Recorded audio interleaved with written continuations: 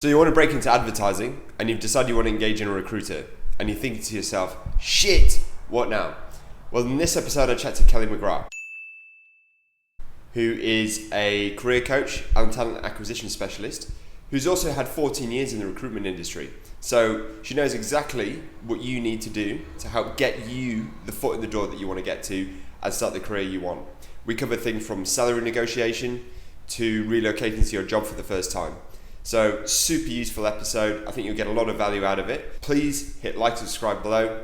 And as always, enjoy the video.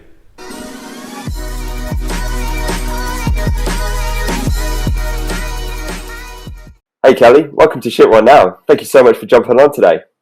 Yeah, no worries. Good to see you. Yeah, likewise. It's been a long time. Time flies by when you're on the other side of the world. Exactly right. Well, Kelly, for those who've just logged on today, can you tell us a bit about who you are and what you do? Yeah, absolutely. So my background is a bit of a mixed one. So I've spent 14 years working in media, broadcast, social media, with the last decade specifically in recruitment and talent. Over the last year, I've also branched into career coaching. So on top of my day job working in talent, I also am an independent career coach. And specifically, my background in recruitment has predominantly been within marketing and advertising, a mixture of London and Sydney mainly. So I pretty much did the start of my career in recruitment agencies before moving into the advertising world when I moved to Sydney. Spent 6 months at WPP ANZ. So I was a group talent partner there. And when I moved back to London, I moved to a high growth e-commerce company called Matches Fashion. So in that role, I was the head of talent and inclusion. And then I went back into recruitment agency, again, specializing in advertising.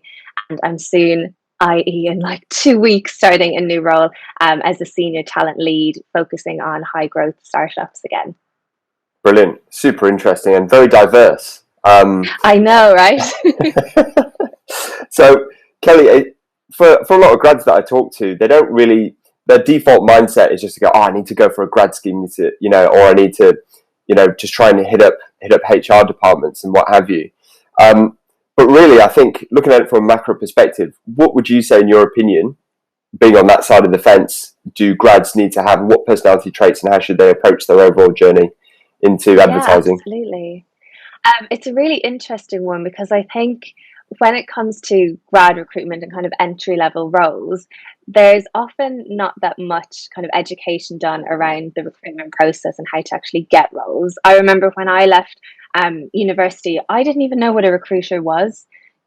Before my career in recruitment, that wasn't something I was very aware of. I was just kind of sending my CVs into, live job adverts. And actually, there's so much more that you can do to kind of cover all bases when it comes to looking for roles. Like you said, there are 100% grad schemes, which are absolutely brilliant, but that's just one small area in terms of what you can do. I would always say when I'm chatting to people that there's proactive approaching and then there's reactive approaching. So when it comes to reactive, that's very much your grad schemes, your job adverts, you see something, you apply.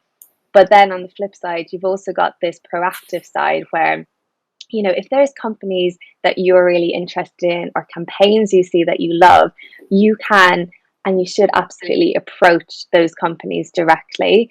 For example, not all companies have all of their live roles advertised.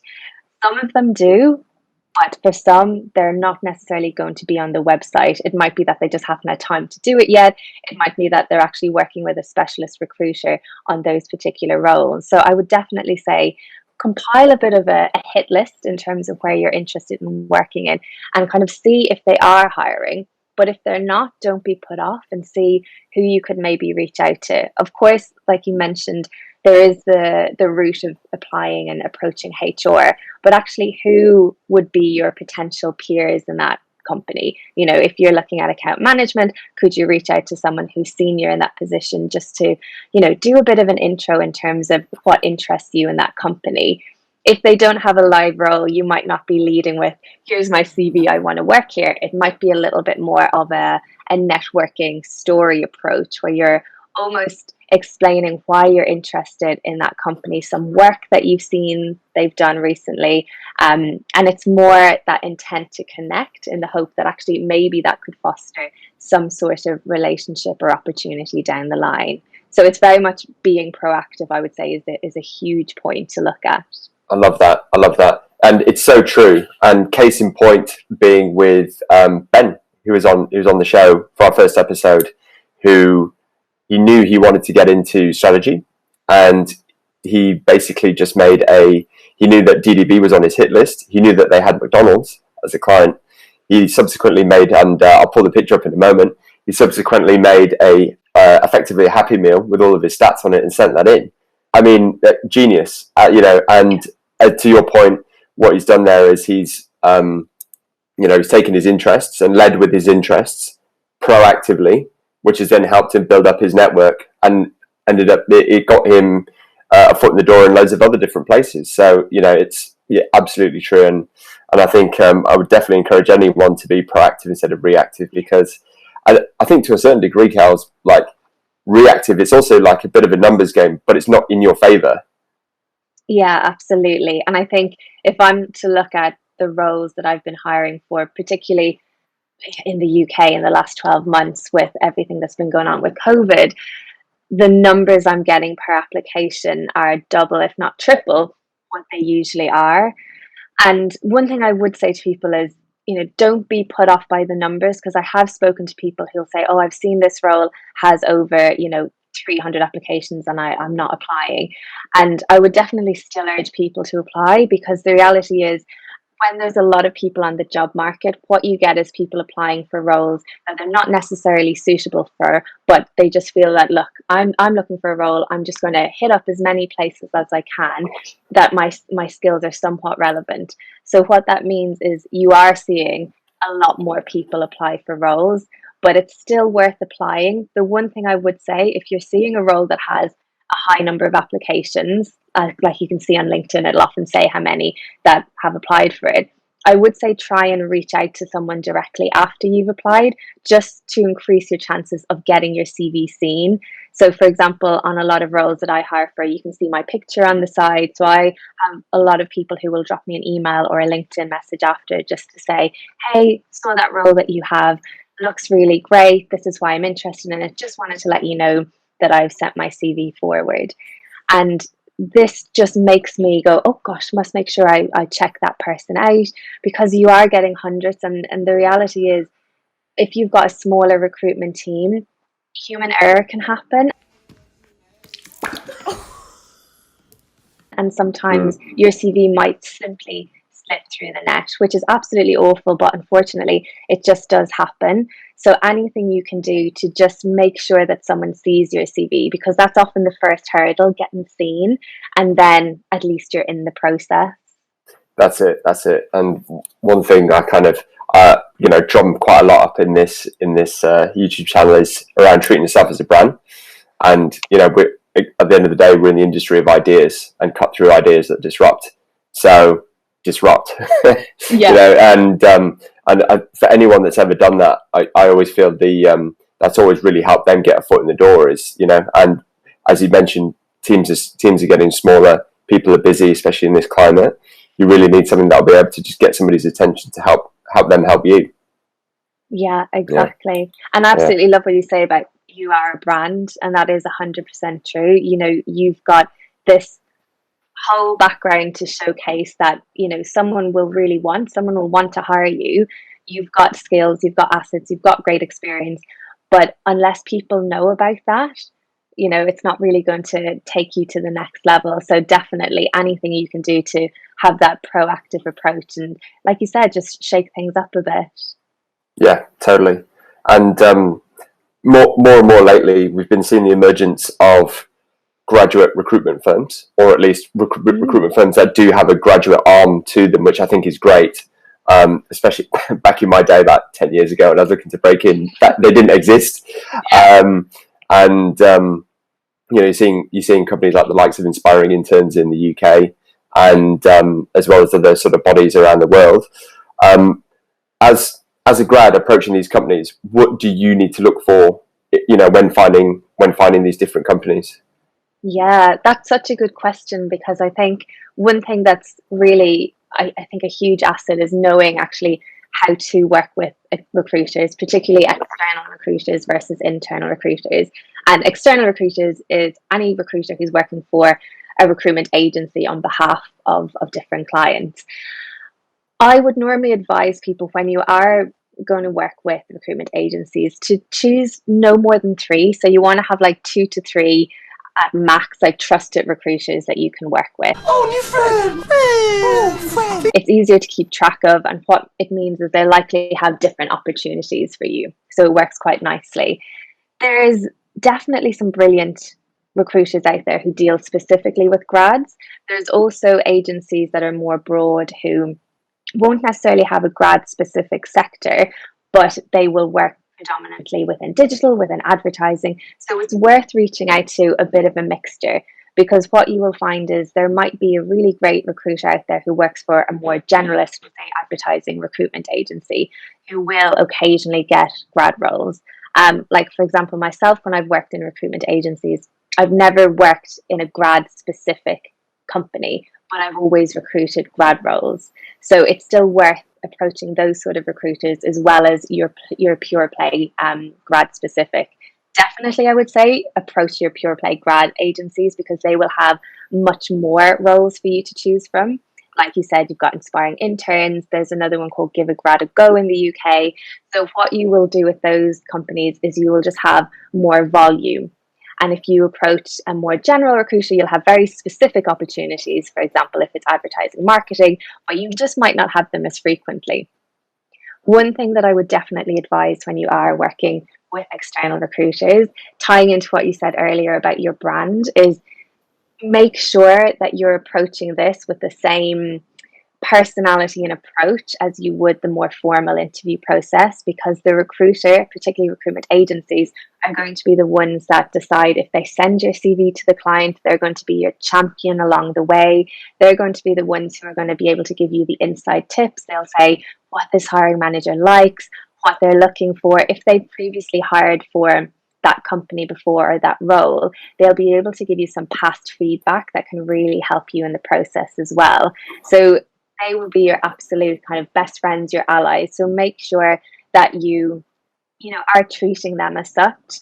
Absolutely, be yourself, be friendly, but do remember that they are working on behalf of the end client that you want to work for. So you still want to sell yourself to them in the same way that you would within an interview process. But from my experience and with people I've worked with, external agency recruiters, when you find the right one, they will go above and beyond to help you in the process.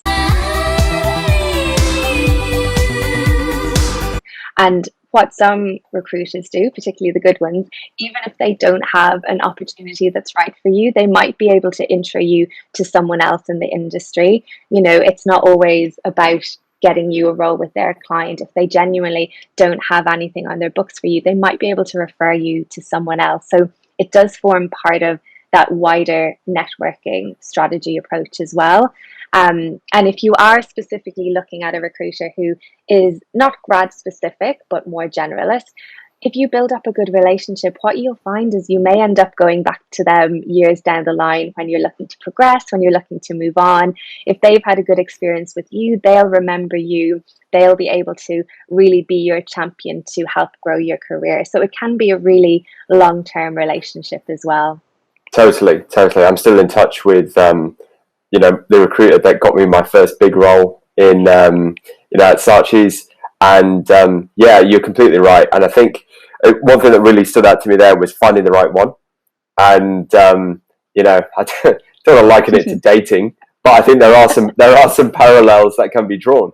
I've had a recruiter say to me once, "Oh yeah, but like we need to figure out how we sell you to them." And I was like, "Mate, I'm not £2 dozen strawberries on a Sunday morning market. I'm a fucking human being." But then also, as you say, the best ones are the ones that, as you say, want to be your champion and are 100% behind you. and that can transform itself in the sense of obviously bigging you up to whoever they put you in front of, but then also making sure that you're thoroughly briefed before you go in there. Things that have happened to past candidates that you need to look out for. Don't talk about black cats because so-and-so, like, I don't know, I'm making this up.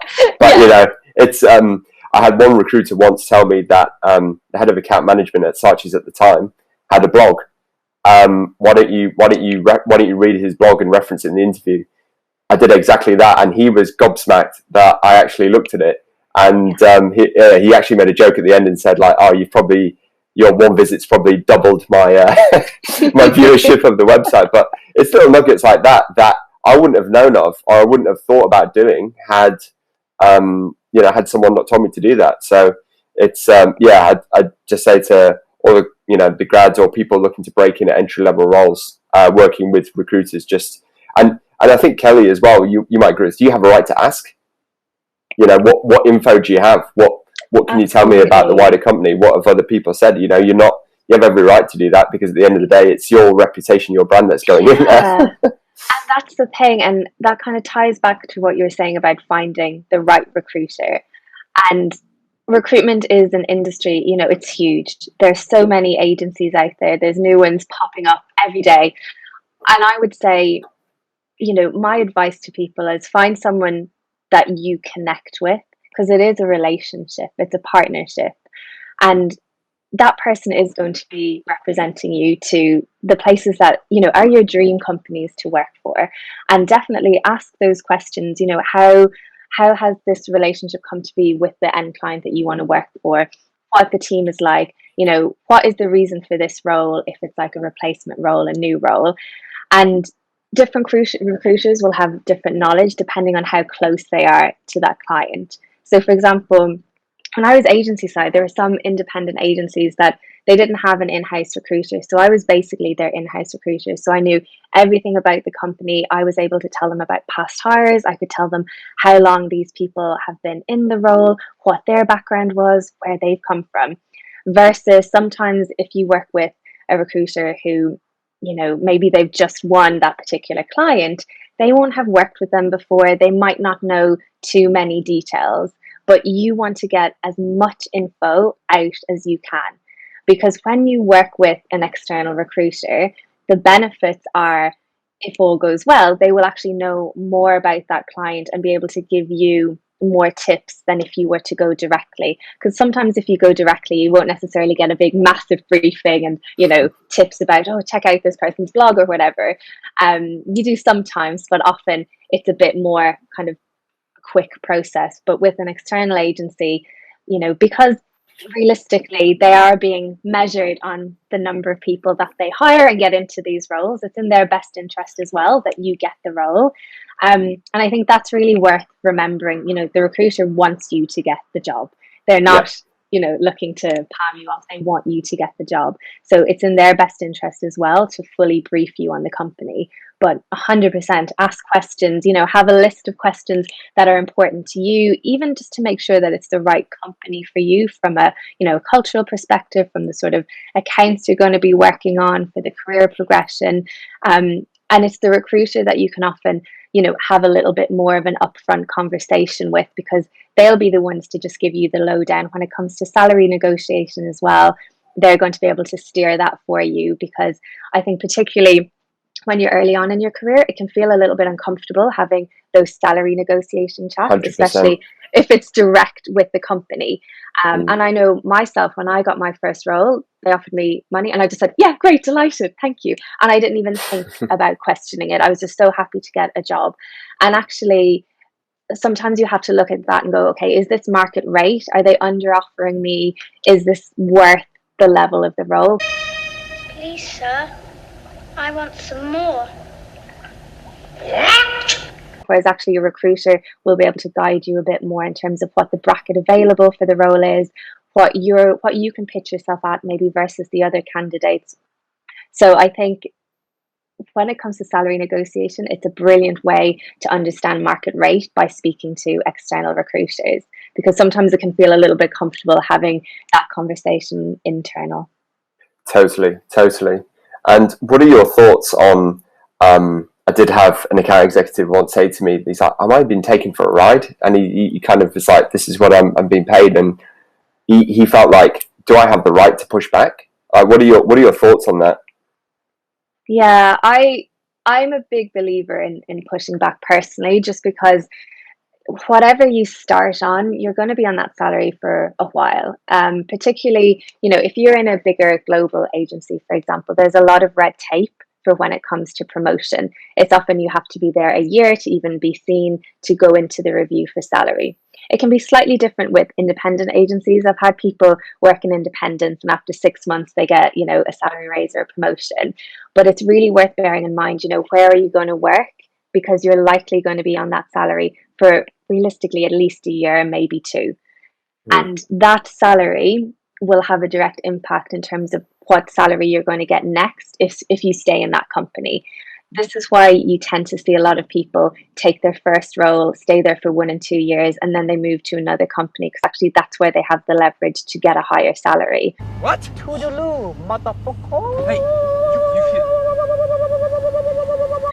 I would definitely say, before you go into the process, before you accept a salary, do some market research in terms of industry rate to make sure that the rate is aligned with your experience, with the role itself, with the location. There's so many different factors that go into, what salary you'll get for a specific role. This is where it can be good to have a conversation with a few different external recruiters, because what they'll be able to do is give you a little bit of a steer. So they might say, what you'd be looking at is between X salary and Y salary for this location at this level. And then they'll also give you a steer of what you might be looking at for, we'll say, a really large global agency versus an independent, because those salaries can differ as well. As long as you're armed with this information, then if you get under offered, you've got that knowledge to push back and kind of say, look, I've done some market research, and from what I've seen, roles at this level in this area, in this sector, seem to be pitched between X and Y. And then you just leave it and see what their response is. But yeah, I would absolutely say push back. When you look at everything like the gender pay gap, I would just say you absolutely can push back. Just do it in a professional way. Make sure you do it armed with market knowledge. It's easier to do if you are going through an external recruiter, because they will do all that for you, and they will word it in a way that's really professional, and they'll take the hit if the end client is a bit surprised by it. But if you are doing it directly, just do it in a really professional manner and do it armed with market research and knowledge, so that it's coming from a place of knowing your worth and knowing what the industry standard is. Totally. And I think one thing I'd love to add on that as well is not just the national market rate, but the city as well. Because the reason I say that is because I fell into this trap. I was, for context, I was working at a 3-person agency in Northern Yorkshire in England, and then I struck gold and landed an account executive role at Grey London. Now, I won't reveal what I had at the time, but basically it was only, I'd say, 20% more than what I was earning in Northern England. Talking economics for a second, obviously the cost of living in London is way higher. And I was just like, oh shit, like I'm just happy to be here, like such a sick agency, blah, blah, blah. I'm sure they have an array of people waiting out the door. If I reject it, they'll just go to them. And yeah, out of fear, I just accepted it. But then it's funny, right? Like 6 months into the role, when I was talking to, my manager at the time, he's like, oh yeah, we interviewed a few people, and none of them really there. And like, you stood out and just go, oh damn it, I probably could have got more. And kicking myself. And it's funny you say that, because it resonates so much with me. Obviously, I started off at Grey London, WPP network agency. That the pay increase window happens once a year, and I started a month after it.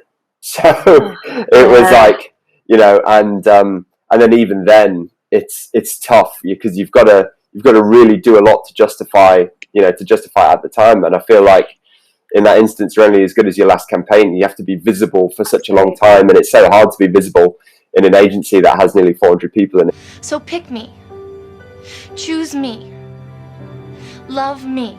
often, with those bigger networks as well, the increase in salary is done on a percentage. So if you've gone in on X rate, you're only going to go up a certain percentage. So what you go in on affects continually what you'll be paid. I had a really similar experience when I moved from Ireland to London. I remember the salary I was offered. I just said yes straight away. This was before I'd ever worked in recruitment. And I did the translation from pounds to euros. And I was like, that's brilliant. And then actually, once I was living in London, I was like, oh no, this is like 5K less than I should be on for this role. So yeah, it's definitely look at the city. And especially, I think it is really important.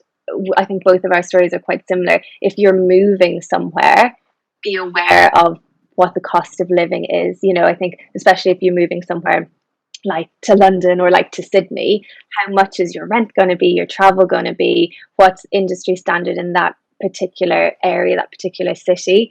Because I think both of us had that thing where we moved from smaller areas to London, and the salaries are definitely different. Exactly right. Well, for those who are kind of in those grads who are fresh out of uni, or people looking to graduate in the next 6 months, or they might have graduated and looking to break into the industry, what would be I know we've covered some of your tips already, but what would be your key hot tips to break into the industry? Yeah, so I would say in terms of key hot tips, there's a few. Definitely kind of circling back to be proactive about things. Being aware that it is very competitive as well. You've got, everyone pretty much graduates at the same time. So there are a lot of people looking for very similar roles. So, how can you stand out? How can you get your CV seen? So it is very much who can you reach out to? Try and network as well. The thing with networking is, I think sometimes people have this kind of cringy version of, oh God, how am I going to network? But actually, it can be as simple as connecting with someone on LinkedIn, saying they like your blog post. Like, for example, Chris, someone could connect with you and talk about your YouTube, and that's the conversation started, and then they're networking with you. It's not reaching out to you and say, give me a job, do you have any jobs? It's much more softer. It's more, it feels like a little bit of a long game. And, if you're looking at graduating in maybe 6 months, I would say start that process now. Start researching the sort of companies, the sort of agencies that you're interested in. Be really aware of the timelines for these grad programs as well, because there's often different dates in terms of deadlines and closing applications. I'm a big fan of a spreadsheet to track everything, because you are going to have to realistically probably apply for quite a few roles, because there are so many people who are going to look for similar things. And in that sense, it can feel a little bit disheartening when you don't get through, but you just have to keep going. There are a lot of opportunities out there, some that you might not even be aware of. So I would say map the companies that you're applying for, reach out to recruiters. Typically, you probably aren't necessarily going to reach out to a recruiter maybe 6 months before. Unless they're grad specialists, then you can have a slightly longer window. I would say most recruiters get wind of their roles maybe 1 to 2 months before they're due to start. So I would say the initial approach is to start to build that network, map out the sort of companies that you would like. Maybe it's a time to start to build a portfolio or a website if you are looking to go into a slightly more creative industry like art direction or copywriting. What you want to do with your CV is tell a bit of a story of your experience.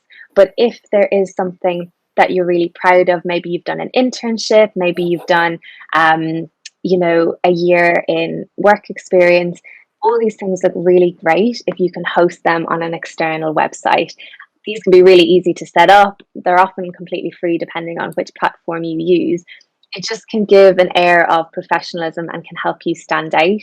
When recruiters and hiring managers are looking at so many CVs, if there's a visual that they can remember you by, or a campaign or something unique, that will just help you stand out. I would say on that sense, don't worry too much about making your CV look super colourful and fancy, particularly if you're applying directly to a company's website or through a job board, because the process that will go through internally on a recruiter's ATS which is an applicant tracking system, will often strip out all of the lovely design. So some of your content might vanish. So you probably want to keep your CV as stripped back as possible, and then use a website or a portfolio to host that. Now, the difference here is if you're applying directly to an email or you're sending a CV to someone over LinkedIn, then you can use your, beautifully designed CV and it'll absolutely stay as you've made it. But a pro tip, I would say, if you are applying for a role that's going to get a lot of applicants, try and keep your CV in Word form if possible. I know that doesn't always look the nicest in terms of, especially if you're creative and you're used to having a beautifully designed CV. But it's purely just to make sure that it's read by the system that recruiters often use on the other end. And you can keep your beautifully designed style and maybe put that on a website. Yeah, brilliant. That's such good advice, Kelly. I had no idea about that tracking system. Yeah. And it's so funny. Like, I swear, like, don't want to bag Canva here, but I swear since Canva has existed, the amount of really fancy CVs that could, oh god, these are great. But yeah, to your point, what's the point if they get stripped out by some of these systems, right? And I think the time would be better spent actually investing that time in, as you say, building a website, curating your own YouTube channel. We had a strategist come in who had his own little YouTube channel, but it was around work he wish he made. So he just collated a bank, if you like, of different things, and he separated it out by category, and we were really impressed. You just kind of go, it's those little 1% things that people do that really go the distance. Yeah, what's going on in the industry at the moment will impact, what you do to stand out. Like, I remember, years ago, so before I worked in recruitment, I worked in an agency as like a social media manager, and I remember the reason I got that job was because, I loved social and I had a blog, and that was pretty much enough. And, this was like 11 years ago. That was enough to stand out at the time, just having a blog. I had a Facebook page for my blog, and, they were like, brilliant, social. Whereas at the moment, you need to do a lot more than that. It was just because social was very new at the time. So it's like, what can you do to stand out that's, relevant to the time that you're applying? So like you said, a YouTube channel, absolutely brilliant. I've seen some candidates who specifically want to work in social. They'll send a CV and they'll have a link to their TikTok where they've almost done a little bit of an online cheat sheet about themselves on TikTok, and it's really relevant at the moment. So it's like, what can you do that's relevant right now, and what can help you stand out? Yeah, fantastic. And one sort of last comment is, I had someone say, if you're not on LinkedIn, you're invisible. Like, to what extent do you agree with that? As a recruiter, I live on LinkedIn. LinkedIn is my home. This is where we do so much of our work, specifically, headhunting. LinkedIn can also work as an ATS, so as your own system. And one thing I would say is keep your LinkedIn as up to date as your CV. Fill in as much detail as possible, because if you are applying for roles on LinkedIn, the view that a recruiter gets is very different. So we can go into the back end, and it's called LinkedIn Recruiter Tool. And what LinkedIn tends to do is it shows you first the candidates that it thinks is most suitable for the role. And this algorithm takes so much into account. So you do want to have your LinkedIn as up to date as possible. Another thing is, it's often where hiring managers go to bring a candidate's CV to life, to kind of see, where have they worked, what's their experience like. I would definitely say have a LinkedIn. My experience is, whenever I've put candidates forward for roles, and if they don't have a LinkedIn, a hiring manager will come back pretty swiftly and say, oh, I don't see this person on LinkedIn. So it has been a pushback if ever someone's not on LinkedIn. It is very industry specific. For example, if you are working in tech, you will be inundated with emails from recruiters. So I know some people who are quite senior in tech who turn off their LinkedIn at certain times because they just want to avoid getting mass emails. But it is a really good platform to be on if you're looking up to build your brand, you can use LinkedIn to blog. It is another aspect of, who you are, what you're saying, who you're networking with. I think LinkedIn is great for networking because it is a professional site. It's not like connecting with a hiring manager on, Instagram. It is very much, this is a professional hub. So you can kind of take that relationship and build a conversation, and it feels very appropriate versus if you were to connect with someone on Instagram. So, it's like, what is the purpose? Why do you want to be on LinkedIn? You want to be on LinkedIn because you want to build your brand.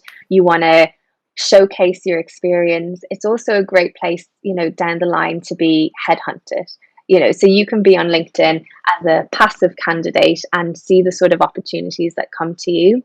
Another reason I think LinkedIn is great, sound like I work for LinkedIn, but there is like LinkedIn Learning. So if you're prepping for interviews, you can go in. I think you might have to be on LinkedIn Premium for this, but you can get lots of tips in terms of how to put a CV together, tips for interviews. You can also see ranges of salaries. So if you input your salary, it'll give you, are you below market rate, are you above market rate? And you can do a little bit of research that way.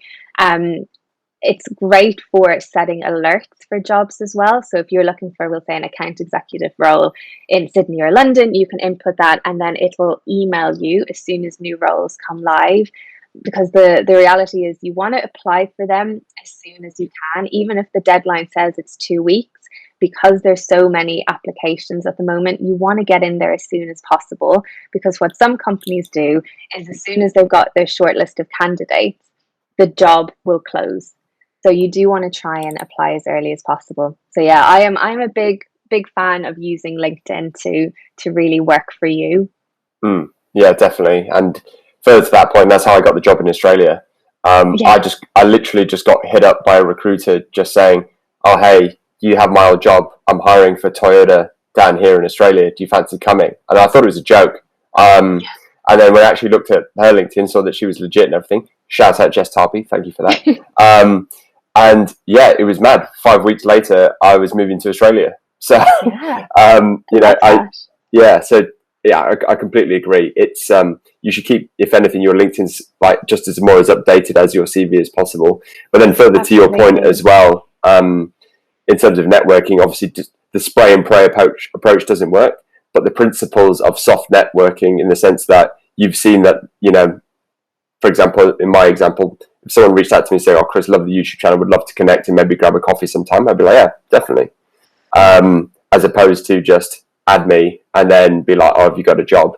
There's different ways of doing that. But I guess that's what this channel is for, to show people the way forward. Yeah, and I definitely think like that human approach, put yourself in the shoes of the person you're applying for, and on a very human level, if you receive a bespoke message that references something you've done or your work experience, you are naturally more likely going to apply. Like on a personal level, if anyone messages me and says anything personal, I would feel absolutely awful if I didn't apply. Like, this person has taken the time out to, look at my website or say something about something I've worked on. And it is just that sense of, it feels a lot more personal on LinkedIn. You've got someone's picture. So I would definitely say use it to your advantage, and that soft networking approach can really pay off in the long term, and it's absolutely worth it. Yeah, brilliant. Well, Kelly, are there any sort of parting comments before we wrap up for today? Update your LinkedIn. No, I would just say, yeah, absolutely. Update your LinkedIn, be proactive, and just think of what you can do to stand out. I definitely think the points we spoke on in terms of, if you are working in a more creative industry, see if you can reflect that maybe on a website instead of your CV, if you are applying to websites versus directly approaching someone, just to have some space where you can show what you've done and give a bit of your personality. And that's another thing that you can do on LinkedIn. That profile section on LinkedIn is where you can actually show a bit of your personality. You can link to different social channels, you can link to any websites, and just bring your brand to life a bit, which is really, really important. And I would also say utilize the recommendation side of LinkedIn as well, because if you are particularly early on in your career, it's really good to have some of those recommendations on your LinkedIn. You know, even if it was project work that you did in uni or an internship, it just helps bolster your experience. Brilliant. Well, Kelly, thank you so much for your fountain of knowledge today. For those who are watching, where can people find you? Yeah, so I'm on Instagram and TikTok. I love TikTok. At kellymcgrath.co. And then my website is kellymcgrath.co as well. Keeping everything consistent. Love it. Well, Kelly, I'll let you crack on with the rest of your day. Thank you so much for coming on again. And I'll chat to you soon. Thank you. Have a good rest of your day.